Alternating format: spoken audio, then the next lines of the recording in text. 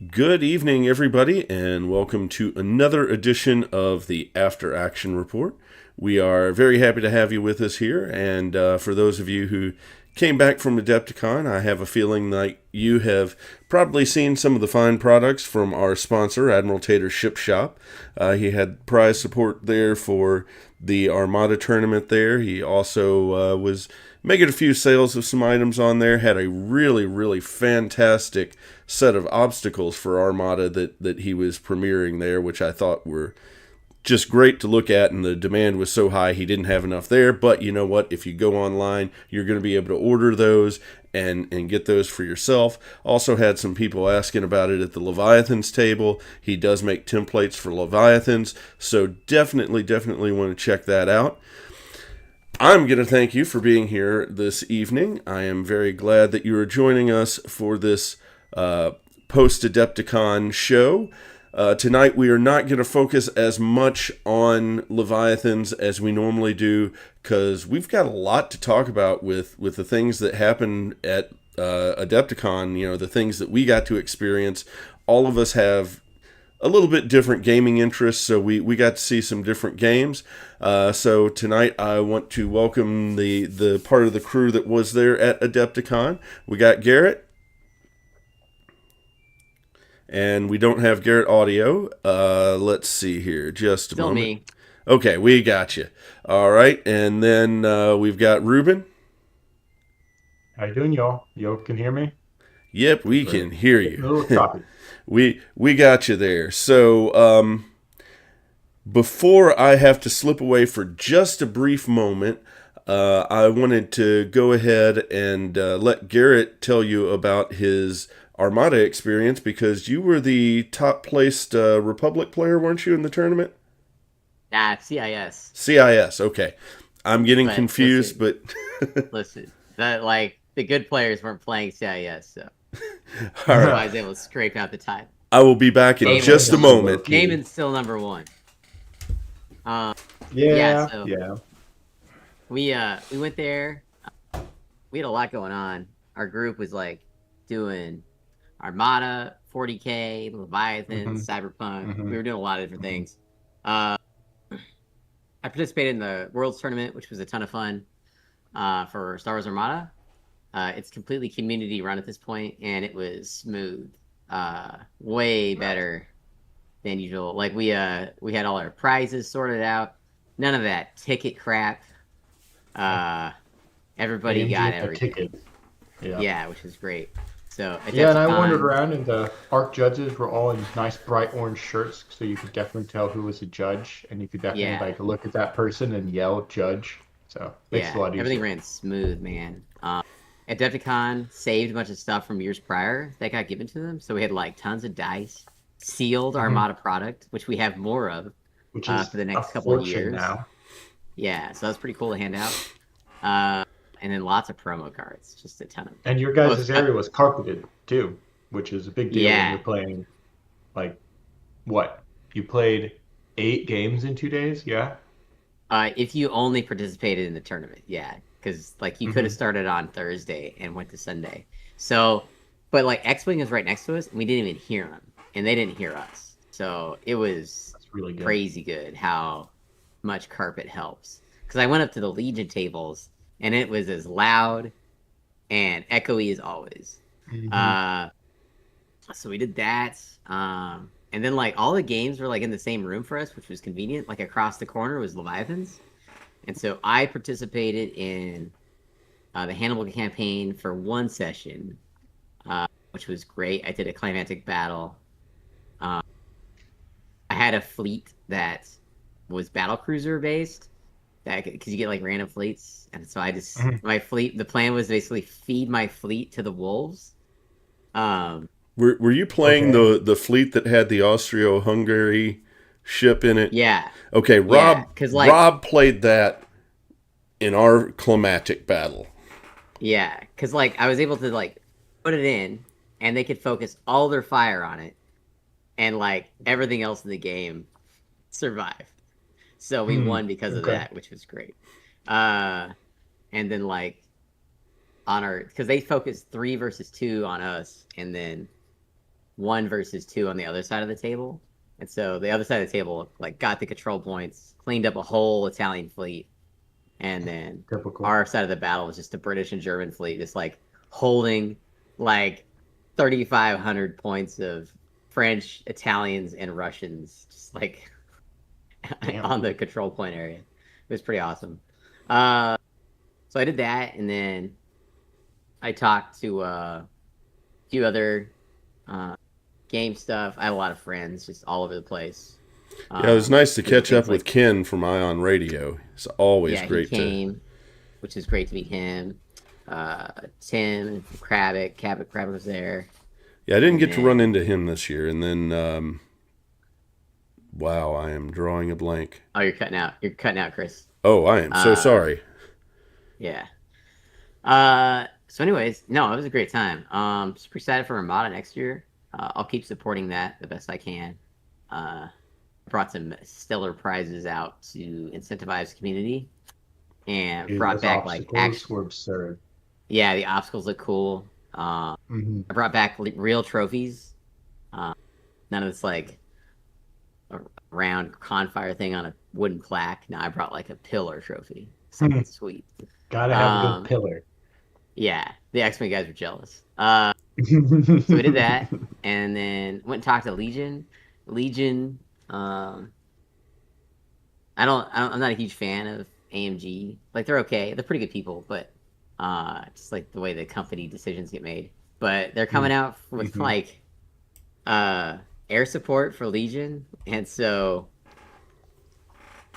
I'm not sure how it's gonna work. But they're gonna be like 1.5 foot long X-wings to scale, with like on the Legion table. And there's gonna be vultures for the CIS, V-wings for the Republic, Fang fighters for the new Mandalorian battle force type thing. And the Empire one hasn't been. We don't know yet. What the Empire one is, which I find pretty interesting. Yeah, it's not on Asmodee yet.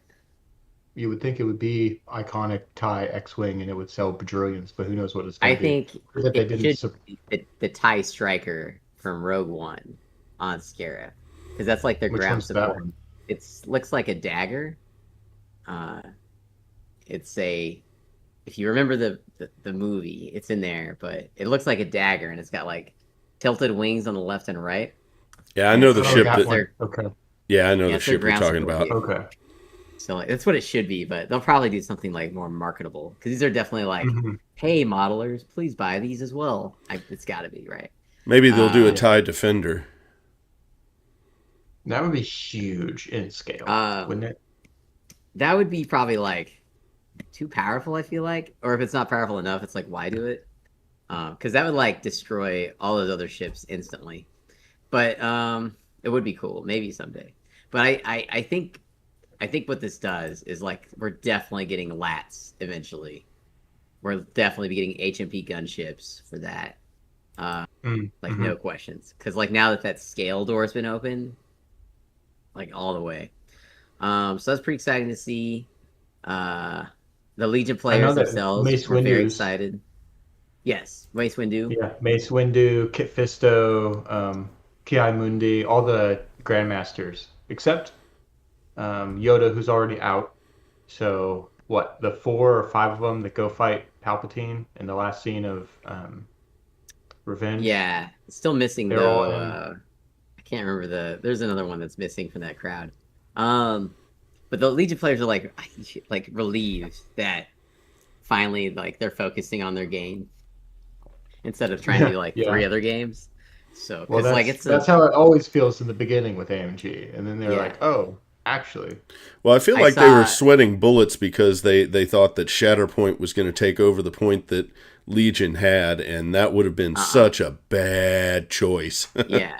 I saw what's going to be like the Imperial Guard, but for Legion. So they're releasing like infantry focused battle forces, like the 227th like armored division or something, like mud troopers. And then they'll probably do like Twilight Company or something for Rebels. So I was really intrigued to see that. Twilight Company would be sick. Yeah. So instead of you got me with that one. Yeah, I was like, oh wow, I didn't see them doing that. That's a really surprising thing from Lucasfilm to let them do, actually. Because it's like that was not the an first one iconic.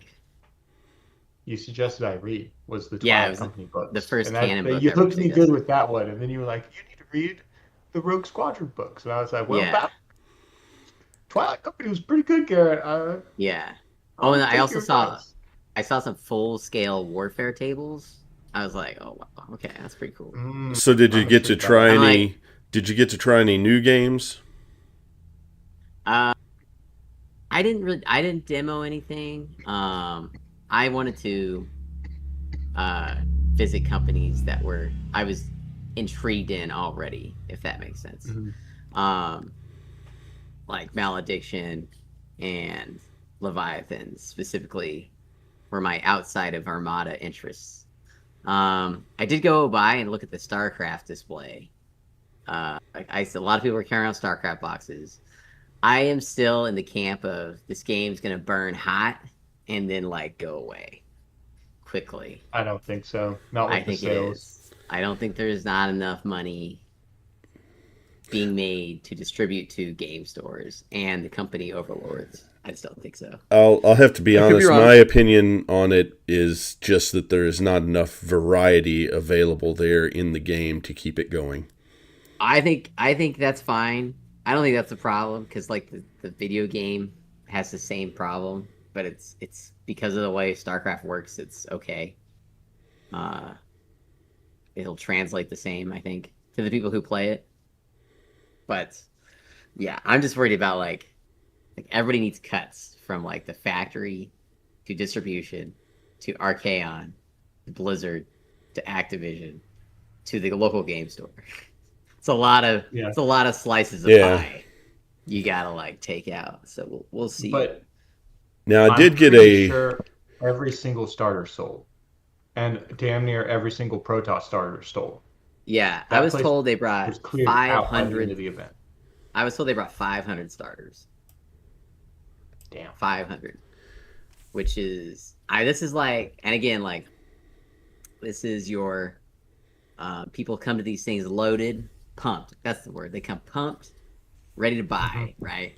Mm-hmm. So Yep. you got like whatever it was, 30,000 gamers like ready to spend their money. So It seemed to be, to me, the one day I walked the convention, the cellular space, it was by far the most active, consistently placed, besides GW's solo booth. Because they run their own show that's connected to their gaming zone. So their main ballroom is about a third GW, a third cellular hall, yeah, and then a third is actually AMG, which is interesting to me because now it's only Marvel Crisis Protocol, Legion, and Shatterpoint where there Well, are games. that actually, in the that side of the hall. hall had more going on than just Legion and yeah, Crisis they couldn't Protocol. fill it. They actually had War Machine was over there, I believe, Oh, and okay. there were a few other games that were set up over there.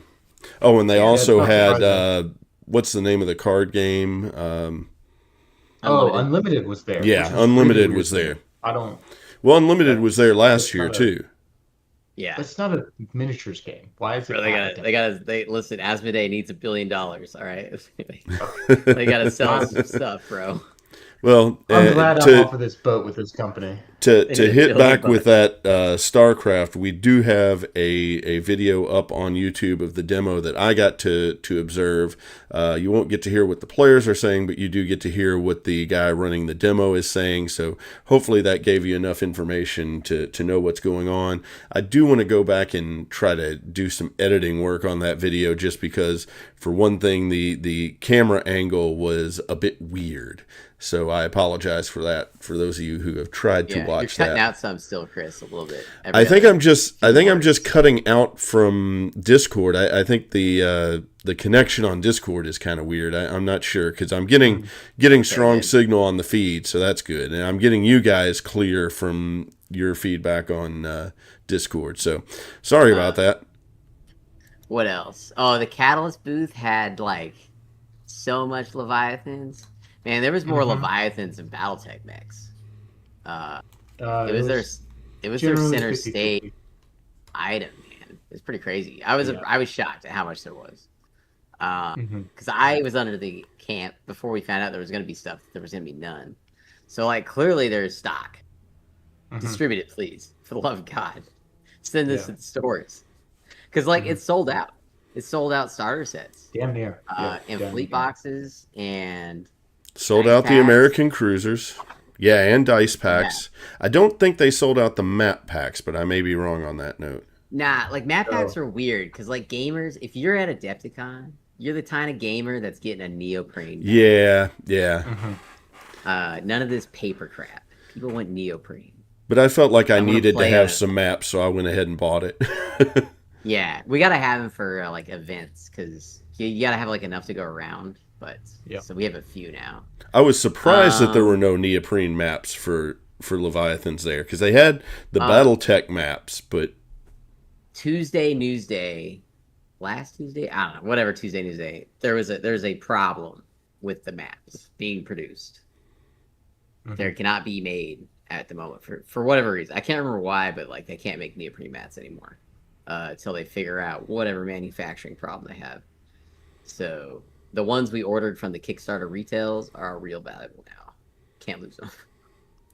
Yeah. So So I've hopefully they got get that notes fixed soon. from all the Catalyst video stuff for just Leviathans. If you want me to just Great. go through it all right now. Yeah, let's do it. Let's do the All right. Leviathan Okay. stuff. So for those of you that were not at Adepticon and don't know how CGL does its stuff, because I'm new to CGL too, right? This is not the company that I typically follow for news. Typically, I'll follow Games Workshop. Frankly, I'm big into 40K now because my whole friend group is, and I'll talk about that later. CGL does sit downs with their developers and their authors and it's just kind of, this is the thing. People in the chat ask questions. They call it fireside chats, and then they do one-on-ones with people more structured about like the books, the rule books they're releasing, the lore they're releasing. They do actual plays on their stream when they're at these events. So it's much more. The word that comes to mind for me is indie compared to what Games Workshop does, because GW puts kind of a stupid amount of work into its production value, and it still comes up a little short sometimes with their like how they word stuff, and then the audio. There were some audio issues at their first live event, which was pretty funny for everybody involved and clearly kind of embarrassing for the people behind the set. And you hate it for those guys, right? Because the tech guy has been setting that up for days beforehand, and then it just Yeah, bombed because it was like probably immediately on like a stream. local AV company too. Oh man, I would hate to be that guy. Anyways, let's get into the Leviathans news. So, day one was fireside chat with Randall. First thing was, as of that day, Leviathans was already selling really well. There were, within 20 minutes of opening, 3 guys had bought one of everything. That was within 20 minutes of opening. So that's like a lot of product moving. And I know that Ken bought a whole CGL, Yeah, um, what, handbag damn near of just yeah. boats, like all of it. So People he people got his stuff. hunger. People hunger for Oh the yeah, boats. They people want hunger. to prepay. The book trilogy is um, the final release of the first book trilogy isn't known yet. The first one is written, so they're going through that. I'm interested to see how that goes because I don't know if any of you three have read the Grey Death trilogy. It's the first trilogy that was written for BattleTech. It's by the same guy who wrote the first Rogue Squadron books. I'm blanking on his name. Stackpole. Zach Poole, yeah. Yeah. So his writing style is going to be consistent. It's just mechs instead of X-wings. So I think it's a good kind of bridge because it's the same author. Um, the the layout and the rules um, for the next 3 fleet boxes are completed. They're working on doing the molds, and once the molds are done, then they'll go to production, that kind of stuff. Randall was saying that one might release this year, and all 3 of them may drift into next year. So it seems that the art's done, the rules are done, the layouting is done.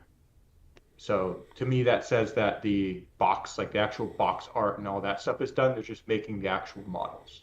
Hope they put out the Kind of U.S. how I see it. first, because I am really looking forward to playing those. Yeah, I they like didn't say definitely which one was should. going to be first, which was interesting to me. So it might be a little up in the air, whichever one just kind of gets through the modeling process first. Yeah. Not Um, Austria. Yeah.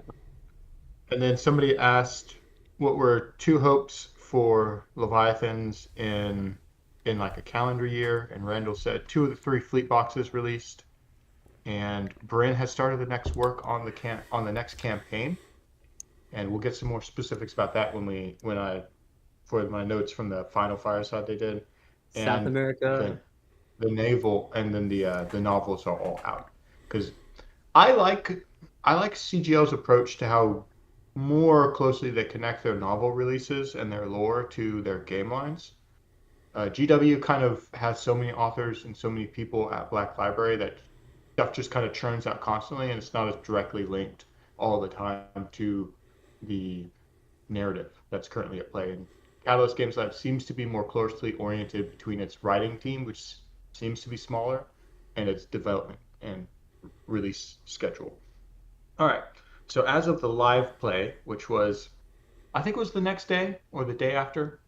I'm not quite sure. I didn't take notes on which day. The starter box had totally sold out, which if you walk by the venue like we did, because they were in a pretty good place because they were right by one of the like the secondary main entrance there at the Baird Center, and they were totally out of the vendor hall. So Oh, and if they you were wanted to right in find front of them, where their games were being played too, yeah, so and they that were was right where their games fantastic. were, and you had the mech pods there. It was a really nice little like GW equivalent space where they got their own little vendor area that was just them and just their lines, which if you knew where to look for it, it was definitely a cool thing because you could just float in.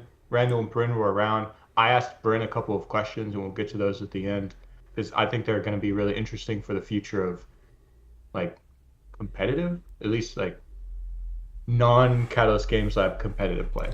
Just a quick note here. One of our viewers, Night Moss, Bryn was on Tuesday Newsday today, actually. I asked for the U.S. artwork for battleships and destroyers, and he said he'd get those out. Sweet. Oh, that'd be nice.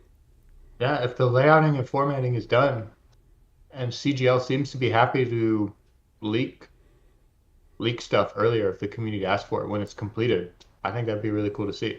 Because the back of the box art in the fleet boxes, it's nice. Like I picked up the core of a British fleet while I was there, and the largest size ones of the Connaught class or whatever. I like the art. It looks now the Italians are clearly the best one because their ships just look the best. But all those art pieces, you could like mat them and frame them, and they would look good in a game room. Just over in your general gaming space.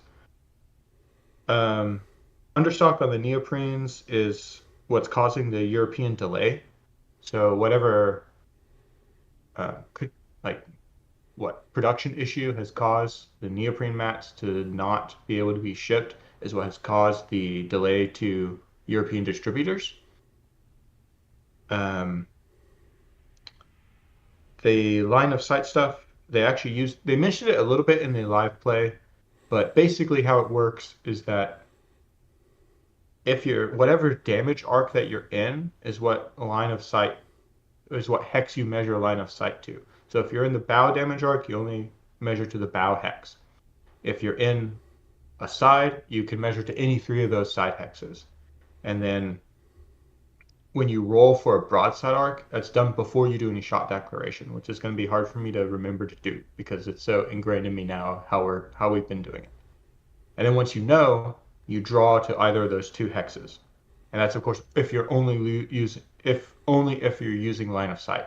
And that's a weird thing to get your head around because if there's no line of sight blocking or anything, you can just kind of as long as you're in damage arc.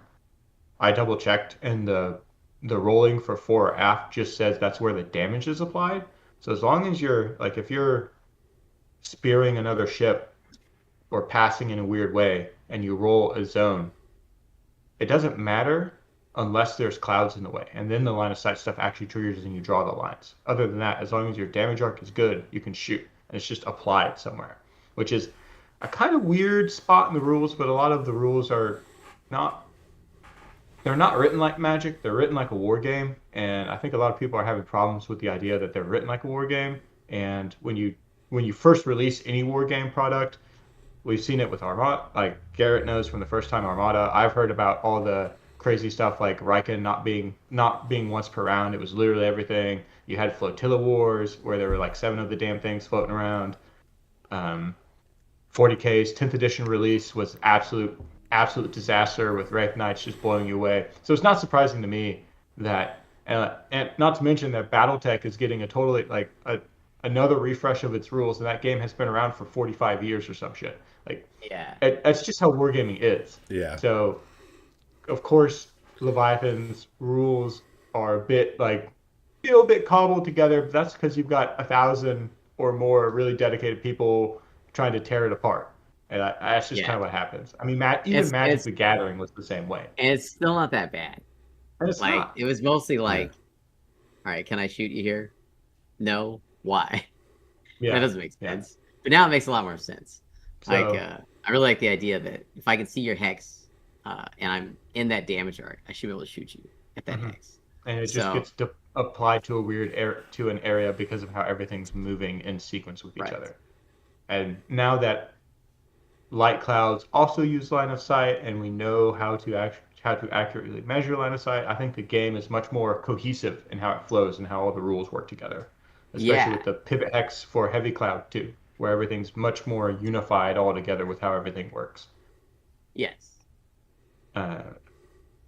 The fireside with Bryn and Randall. So that was kind of the last fireside chat they did. It was mostly BattleTech stuff. There seems to be not a whole lot of questions about Leviathans, and I think that's because it's not released yet, so there's we're still trying to release it, and Europeans don't even have it in hand, so they're not rabid about it. Because the minute you actually get product in hand, then you really get engaged in what all you want, all the questions you have.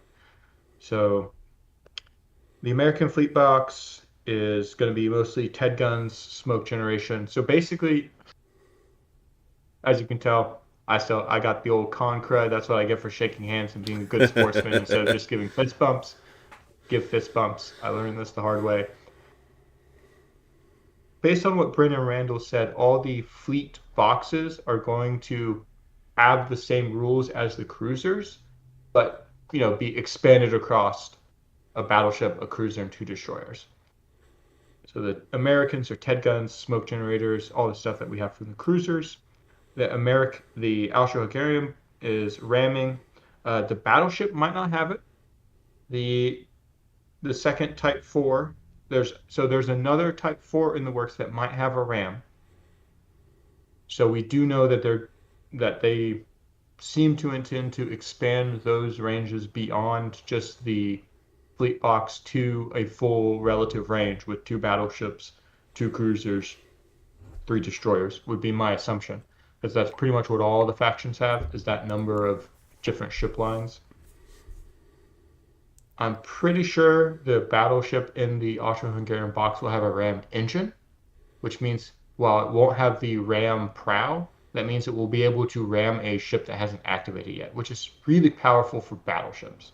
They also have to do the roll of nerves of steel roll. That's the big thing. Rob almost got me pretty good with his Austro-Hungarian cruiser in the final climactic battle we played, and that was like way too much Leviathans in a day. I played for like 10 hours. Oh yeah. We both were at that table. Oh, I was so dead at the end of that because my throat was tearing me up and something fierce. So it was fun though, and I was super happy to finally meet Rob and like have online persona Discord stuff, meet his, and then we actually like meet in person. So you actually get put a face to a Discord handle and stuff. The day before Japanese.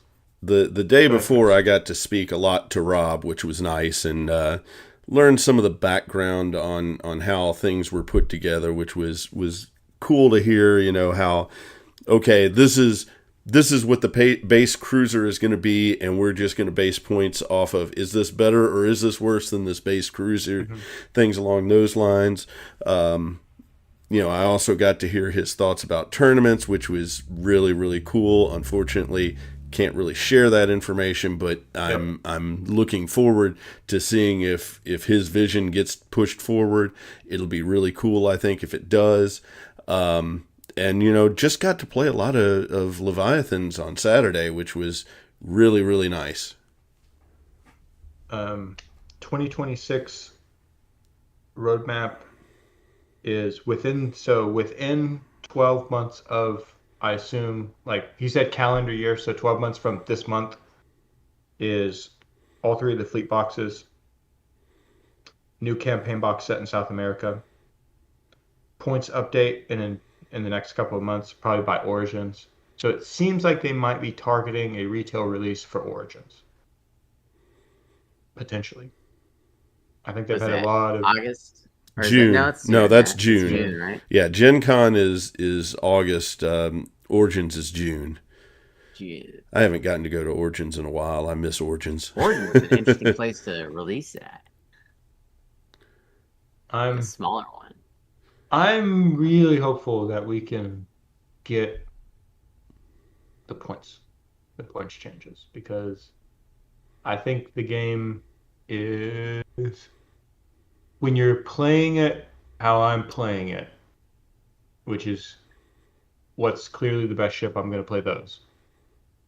It's a little too easy to just kind of figure it out, because it's pretty clear when you look at stuff and you go, well, a torpedo rack, one of them in a British fleet, is not the same value as a 4.7-inch gun, so blue-yellow. Yeah. Not the same value, shouldn't be the same points. But if that were like 10 points less, or 15 points less, or whatever, like any change at all, just to kind of tweak the dials a little bit, then you look at those stuffs and you go, is that worth playing? Yeah, I can definitely see they spend a lot of time on this narrative stuff. Night Moss had a couple more comments here. Folks asked a lot of questions of Bryn today. He missed their fireside chat. He also said he asked Bryn specifically when the official Leviathans rollout would be, and he said Origins, hopefully. Yes. I think they've been screwed by this, the European retail stuff, because they made the commitment to not release it in the U.S. until European backers were fulfilled. So now, and I feel like clearly the stock is just sitting in a warehouse. Mm-hmm. Yeah, and the conversations I've had made it feel like everything is locked behind this floodgate of once it releases there, then we're going to get a lot of new information in a big bulk drop, and I'm going to be really excited to see it, but it's kind of hard to wait for that. Yeah. Especially when we've got so many people that are willing to play the game, they just can't buy it. Yeah, people love the ships, man. Like, it just looks so good on a shelf. I could just get this in a game store, man. Because it's like and art. They paint well. They paint really well, too. Yeah, just add a wash to all of them and it fixes any shininess on them. Mm-hmm. The two things I asked Bryn, because I was there looking at buying stuff, and he was there hanging out, and I just walked up to him. No, actually, I should have asked about Heartburn, but first one was, will Kickstarter content be retail? And currently there's no plans to do so. And other one was, will the faction card packs be retail? And there's also no plans to do those, which that's a huge one. Although he did, really I will have to say, when you asked him that question, he did kind of hint at the possibility of something being put up as a downloadable PDF. Maybe. Now, if they do that, if they do official Catalyst downloadable PDFs, then people can print them. He hinted at that. He did not say that directly. I want to make that clear. I don't want to put words in anybody's mouth, Now, as a business, I would make people buy each box. Yeah. Because to me, it makes sense, too. Because if you're going to have shipped cards in the core box with the whales in it, clearly you're going to make the different cards in the general whales and like the whales individual different. So you have to buy both. Because, let me be frank, this game is heinously heinously underpriced. These Yeah, boxes are way too cheap. it's so cheap. It's stupidly cheap. Look, let's put this in perspective. I got a Rep-X, so a repulsor executioner, okay, which is about a tenth of a game of a 40K match play list. For that same amount of money, I got a British Fleet box, the Leviathan fleet, the Leviathan ship expansion, and a county class cruiser expansion. So the core of a British fleet. So two destroyers, two D classes, oh, Wales, the Connaught class, Leviathan class, Destrider class, County class. Okay, that's like 80% of all you need because you're not really going to run a G, and if Yeah, you can get the cards other than buying the boxes, you don't need anything else. Like if I could have bought a ship card pack, I'd have been done. Okay, done for the amount that a repulsor executioner is. Now, of course, Games Workshop charges a premium for their kits because they are fantastic. The amount of customization you can do, the quality of the sculpts, the playability of the game, because you can walk into any game store on the planet and play a Games Workshop game. You yeah. pay for it. You pay for the option. But Leviathans, honestly, it could all go up $10 and be fine I wouldn't bat an eye. at all. Like $70 for six. What are they? Like 40 or $60 for the fleet box. Yeah. That at The 70, 75. the only two annoying things is the plain token box, which does not include more than one copy of each playing card. Yeah, Heinous. weird. And then selling the battleship that's in the core box separate with different cards. Because you can never run two battleships in a fleet. To That's the answer only your rebuy. question, Night Moss, we did not actually ask about the custom Kickstarter ship cards being playable in any of the games.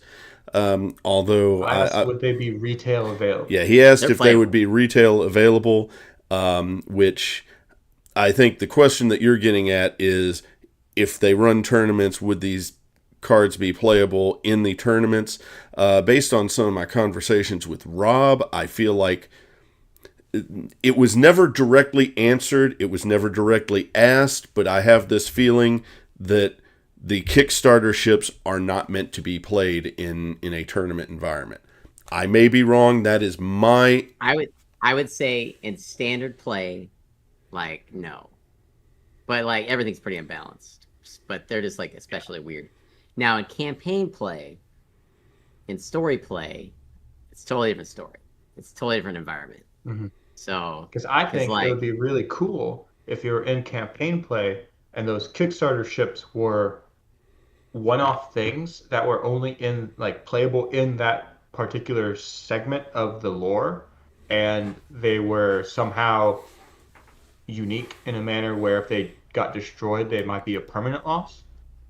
Um, yeah. the playing Hannibal was pretty fun. I only played one round of the regular play, and then I played the final climactic battle, which was 6 hours, and then a 4 hour block. So I played like 10 hours. Chris and The I played like map 10 hours of Leviathans. the map and resource system is very interactive. It's solid. Yeah. It's much better than Rebellion in the Rim. And that's coming. And I'm going to say, if you don't know, if you haven't been around, I am not talking with a limited understanding of Rebellion in the Rim. I have looked at that system. I think we've interacted with that a bit. Like I have rebuilt that system from the absolute ground up to make it into a much more playable, enjoyable system. Hannibal is far superior. Yeah, the coal, to like move farther, fantastic. Supplies Great. to like you got to choose whether to spend them in a battle or like save them to repair your ships. That's a huge dilemma. Yeah. And The then fleet the upgrading Edoroid. works way better. Edoroid has victory points. I will say that it does have the same problems that every campaign war game does, where I played with a guy who had played maybe two half games, and my team. So I like jumped into the team, right? and they were doing whatever. They've been playing basically the whole thing. I just pop up out of nowhere and go, "Hey, play Italians," and they go, "Okay, well you could have this Italian fleet," and I'm like, well, I really feel sorry for this other guy because I've played a hell of a lot of Italians, and I think it was very clear to everyone there that how I play Italians is not how they were playing Italians. Yeah, Anyways, because we figured out how to win like games with yeah, H I figured out how factor. to win games, right? Because I'm there to win the video game. So I get sent to a base defense of like our HQ base, and it felt exactly like the base defense in Rebellion and Ramp. Yeah, I was Big on the station in other the side middle. of I was on the other side of that fight, and we decided to gamble. So Yeah, yeah. But then I got a Swiss mercenary ship, all these anti-Leviathan guns, a And a Star Fortress. Sky Fortress in the I middle, I did and not I'm see playing with. any. I did not see any of Mad Hatter's custom 3D prints. Did either of you? Mm-mm. There, no. But so the thing is, because like I make a lot of custom stuff for games too. Anything, especially when you're trying to do a demo of a game, you need to be able to use what comes in the box. Yeah. The only thing on the table that was not in the box was my arc templates, just because they're just a tool that is exceptionally helpful with new players, trying to Mhm. tell them where the damage arc is and where the firing arc Mhm. is. Mhm. Other than that, you got to keep it to like what you can buy in the box. Yeah. Because the whole point of a demo is that you put the actual product in their hands, teach them the actual game, and then go, "Oh, you had a good time? Well, you can go buy a starter box with you and your buddy over there." Yeah. You know, like, oh, if you like this fleet, you can go pick that up too, right? It's Yeah, all sales. Nightmoss said he had them on Friday. He just brought them to show other players. So Yeah. I did not encounter it. I'm sorry. I would have been nice to have seen Now, it. now in store, I'm rocking some Mad Potter fighter planes. So Dude, because they're I need awesome. those so bad. Yeah. Ah, a bunch of like what, 8 millimeter biplanes and shit Oh, flying around with all they're my so levs. tiny, but they're awesome. Oh, it's so cool. Um, I actually saw a bomber be useful, so big Free win there bomber.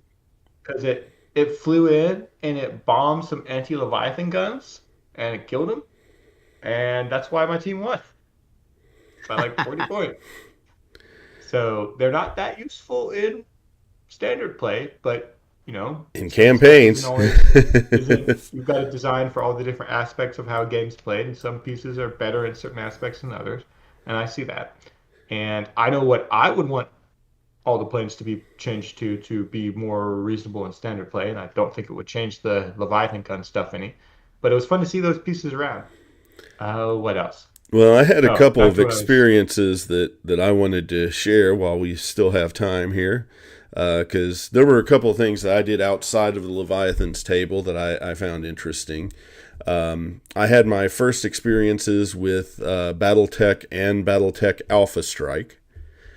I do have to That'll say, do. yeah, I do have to say that Battletech I don't think is for me. I just, I don't know. There's a lot to keep track of that I feel kind of weighs the speed of the game down. Now, granted, I was playing in a battle royal setup that it just, I don't know, the battle royal setup kind of takes a little bit too much time for each player to get to do their thing. Hmm. It might be better in a 1v1 situation, but I don't know. I just wasn't terribly interested in it after I'd had a chance to play it. That's not saying that it wasn't put together very well. I think the rules have evolved over time and it works, but Alpha Strike, on the other hand, moves. I I think. really. Go ahead. Yeah, I was gonna say. I think like Leviathans is BattleTech Classic perfected. Hmm. Yeah, because It's it streamlined, but the it just same takes all idea. the spreadsheet stuff and puts it into some chunky die rolls, and it Yep. works kind of the same. Yeah. Yeah, and I mean, I noticed that in some of the movement factors, like the turning hex, you have to actually take that, and it it felt good, but I don't know. I enjoyed the faster moving Alpha Strike. version of it, and it felt like I had more pieces on the board that were interesting with that. I like the, keep in mind, I played the old Mech Warriors Dark Ages that WizKids put out that had, the old HeroClix dials on them, and the way that game moved and played it felt really good, and it had a good pace to it, and that's what I enjoyed. Plus, you didn't just run with a mech, you ran with a mech and some infantry and some armor on the field. And so getting to get, I don't want a big unit. I don't want to play full out Warhammer, where I've got all these units on the table, but I do want to have more than one piece on the board. That's just the way that I like to, that's the style of wargaming that I'm at.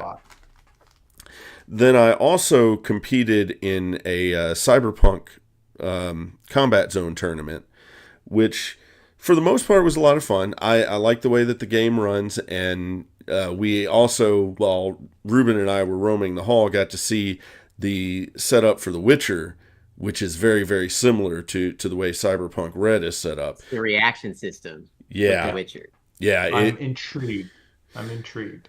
But as far as the tournament was concerned, the tournament organizer had mentioned to me after I ran into, actually, just before I played the player that was the issue, and I shouldn't say the player was the issue, it's just the way the rules are set up allowed him to build something that was not fun to play against, and especially considering that the first player that he played against was a completely new player and was just completely shut out of the game. And he had mentioned, it's surprising. He had mentioned that he was aware that there was probably going to be a problem with this, but they said, "Well, have you seen it yet?" No, I haven't seen it yet. And then right after he said that, he sees it, and it happens to where, unlike other strategy games where you kind of either your whole team goes or you pass priority back and forth. This game is meant to pass priority back and forth between units. But his team was set up to where it was very unlikely that he was going to pass priority back to the opponent until the game was completely over. And that, locking somebody out of a game entirely is just no fun. It's great for a tournament player to say that, hey, I can do this. This is how I win a tournament. And I respect the intelligence and the thoughtfulness that goes into putting together a build like that. But if your rules allow for that, then you have messed up on your rules. That's just my opinion. Mm-hmm. And honestly, it's better for the game in the long run that people like that exist playing your game. Yeah. Because then you can sand off all those rough edges, you fix all your rules over time, and the game becomes more fun for everyone playing it. Absolutely. And I did have fun. I learned a lot when I was playing against him. He was a nice guy. It just was a very oppressive build, and I recognized within the first 2 or 3 activations that I had no chance in that game. I still played it out. I wanted to see how it worked. The first 2 games of the day, I played people who were on par with me or close to, and they were fun games. The system really flows well, and I appreciate that. It's just there are a couple of units in there that really, really need to be tweaked. Yeah, that's still surprising because that game's been out for a few years now. So to have a tournament to where something like that can happen is really... Well, I don't know if they've done much in the way of tournament play. I feel like the way that the rules are set up and everything, it's a very casual... It's very league-based. Yeah. Where people play a lot of games, like earn points or whatever. Yeah. So, anyway, it's a pretty successful trip, guys. Big fan of everything we did. I'm much more encouraged about Leviathans now. It's really popular. If you can get the product in somebody's hands. Yeah. So, that's just step one. But yeah, I put up the Mad Potter ships behind me. Yeah. If you're interested in these fighter planes, I have a link to them in my ship token listing for the Admiraltator.com Leviathans line. That way, if you get the ship token, you have ships you can order from him. He makes some really good stuff. So check those out. And this is simply, I just sprayed in black and then added a white dry brush. And then a tiny little detail because they're really small. It's hard to like put out. Like they're tiny. What, you're not So, putting dazzle camo on a 6mm no, figure, Garrett? Come on. no. But yeah, is there anything else you want to talk about? Is there any more questions from chat? Yeah, we were Well, more than happy to I answer can any just do the questions. short Warhammer stuff. So Warhammer. I think we need to give a shout out to Aaron. yeah, I'm getting there. Yeah. Don't worry. I'm giving the whole Warhammer rundown here. Uh, let's see here. Wednesday, we were Aaron, Jamie, and myself, two of my friends. We went to the preview show, the first Games Workshop's first live preview show. It was at Adepticon in Milwaukee 2026. So I got a bespoke shirt. There were maybe 1,300 people in the venue, and half of them were Orc shirts, half of them were Imperium shirts. If you don't know who I am, I play Imperial Guard and Space Marines, so Imperium. So I've got a new tournament shirt that I can wear that only maybe like only 800 or so exist in the whole planet, which is really cool to have something like that. A bunch of new Guard miniatures got announced. New Space Marine miniatures got announced. New Orcs got announced. 11th edition was announced. So Armageddon. we're going back to Armageddon. If anybody's 4th edition OG or knows some of the lore, that's been a very titular place. There's some really good fan animation about Armageddon. It's I forget the name of it. It's called Hell's Reach. Yeah. Well, they've also It's had some trailers coming out about that were really cool. yeah, really good animations coming out of Games Workshop and their Warhammer Plus studio now. I played the first day of the Warhammer Championship, so it was about 400 players. My match one was against Imperial Knights. First time I played against Imperial Knights, got a 90 to 54 victory, so a strong win. Next round was against Dark Angels, Wrath of the Rock, so a bunch of Terminators walking at you that are really hard to kill. Didn't quite win that game. Game three was against let's see here, was against Voton. So Space Dwarfs, they shoot really hard. They're kind of slow, but they're pretty durable. Really funny story about this. I played a grand tournament, a GT level event in Hamilton, Ohio called CAG Bash about a month ago. And I played this layout, this mission, this against that same army at that event. And then at the Prep RTT, so a 16-player event, I played against Voton on the same mission again. And then at the tournament itself, I played against Voton again. So three games in a row on this mission, this layout, I've played against Voton. Drove me insane because I still didn't pick up the win. I was like 3 or 4 points short, so that one sucked. And then I played against Chaos Knights in my last round, and I slightly mispositioned a Ballistus Dreadnought. So one of his Chaos Knights lived on like 5 wounds, and I had Roboot Galemon, the Avenging Sun, Primarch of the 13th, go punch an Imperial Knight right in his dumb dome, and he rolled 5 out of 7 5-up invulnerable saves, and I just bounced off of him, and I lost that game by 2 points. So that one really made me really frustrated. And it's also really difficult to play 4 games of Warhammer in a day on an hour and 20 minutes per player. It's incredibly like it's just dense gaming, okay?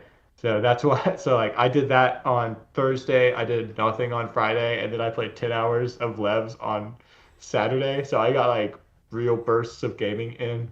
A friend of mine and a teammate, and teams are much more relevant in Warhammer than a lot of other war games. Aaron Huckabee made day 2.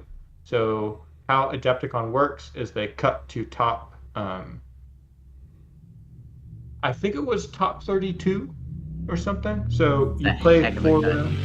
Yeah, you play 4 rounds of Swiss. So you just play all 4 games, and then like the top 32 go into elim brackets. And Aaron did well enough that he made top 8 out of 400-ish players. So a fantastic result for him. You can actually watch him play on Games Workshop stream, which is amazing. I got to meet Ridvan Martinez. His YouTube channel is Scary. He plays Dark Eldar. He's a fantastic guy in the community. So meeting him and having him talk to Aaron after the game. Unfortunately, Aaron lost, so he didn't make it to the finals. But a top 8 is a spectacular showing out of the number of people. Crazy. And He's yeah, end old. on our Yeah, Discord. he's enrolled on our Discord, so he's at home. So he's driving around doing a university speaking tour, so he might not be the most responsive right now. So that's living the gaming dream. You go straight from doing really well into event right back into the work grind. Unfortunately He for him. plays French in Leviathans. Yep. Yes. He plays French. So that was spectacular. There's not many times that you can root for your friend on such a stage in such a venue with so many people watching, especially when you've been in like on the YouTubes, seen these personalities and then they're real people. And it's especially nice when they're also like they're good people. Like Scari's a good guy in person. Like it's not just a front for him when he's on his YouTube channel. He's honest. He's earnestly a nice guy in person too. So that's a real testament to how Games Workshop's, how 40K's community has really changed to be much more positive and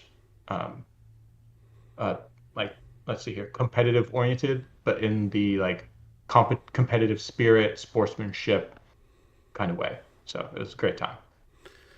And they have already announced the dates for next year's Adepticon, which is going to be in April. Yeah. So yeah, looking right forward before to it. tax deadline. Brutal. Man, April, a whole month later. Yeah, like April 7th to 11th, which is like 2 weeks. That sucks. Hopefully it'll be warmer. I mean, listen, I don't have It's Milwaukee. with it, but freaking April 11th, 4 days for April 15th. I don't like that. I don't like that one bit. But Oh well. You sleep in 56-degree weather, so I don't want to hear it from you. That's true. I like the cold. You do. Awesome. Well, anything else, Chris, you want to talk about till next time? No, I think that covers everything for next time. I want to thank you guys for joining me, and thank especially Night Moss who kept the chat entertaining. Yes, thank you, Night Moss. Thank you. With that, we will say goodnight to you guys, and I'll see you Thursday. Yep. Boat game returns. Boat game. With planes. All right, and thank you guys for joining the show tonight. Hope you had a good time. Glad to have some participation in the chat. Thank you again, Night Moss, and we appreciate you continuing to support us. With that, like I said, Thursday we are going to be playing some Leviathans, so I want you to tune in. I will be flying. I don't know who I'm flying against yet, but we'll see how that works out. I told Rob that I'm the worst player in our play group, so we'll see if I can actually improve upon that. Anyway, you guys have a good night and take care.